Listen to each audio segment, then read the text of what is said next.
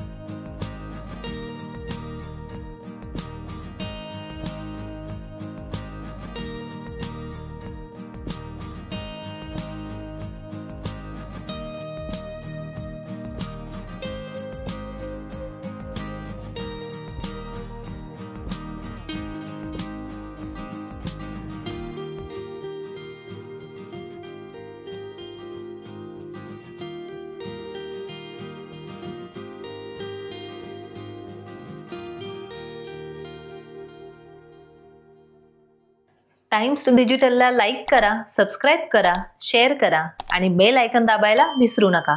पाहत रहा times digital.